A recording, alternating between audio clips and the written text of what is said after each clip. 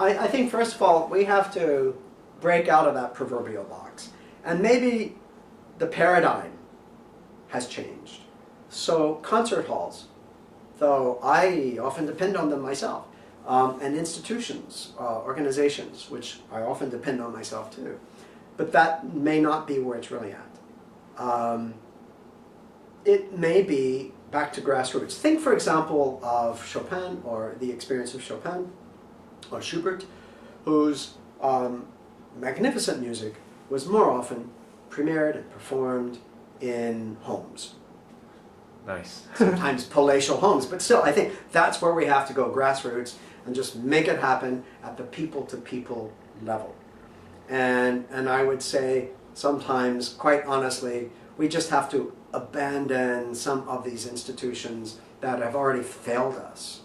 And so to continue to think, this has been my sanity, actually. There was a time that I actually felt that the institutions owed us something, and I felt always very upset that this wasn't happening, that our symphony orchestras are not doing so much. However, I wouldn't say there is an exception. I think the Chinese orchestra, Singapore Chinese Orchestra with Zhong Ye is an exception.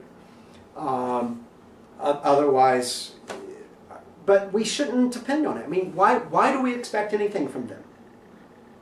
Why should we? Now, perhaps 50 years ago, it made sense because the symphony orchestra, I think that's something we've lost its purpose. The symphony orchestra, in its very height of its development in the 19th century, let's say by the late 19th century, it represented a pinnacle. It was the sonic equivalent of a cathedral for a city. It was the focal point for a city, as an opera house was a focal point. So you would have the cathedral, which is a focal point for religion.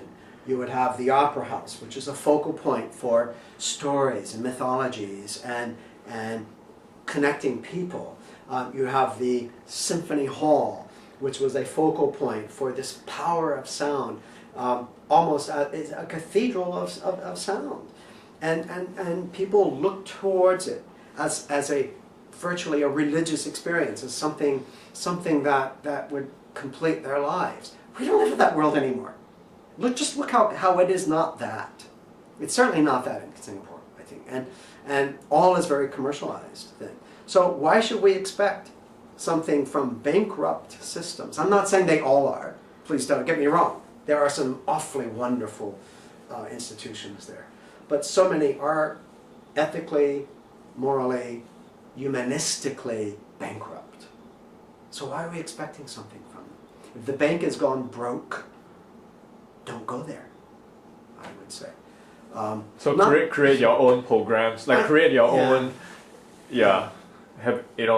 I know there's actually a revival of chamber music performed in homes, like people's homes, and I think that's where it's at. And the odd performance may come about, with an orchestra or a big institution. So don't bite the hand that feeds you either, but do not have a dependency. Do not feel that anybody owes you anything, because they don't. And society doesn't owe you anything. That's nice. Well said.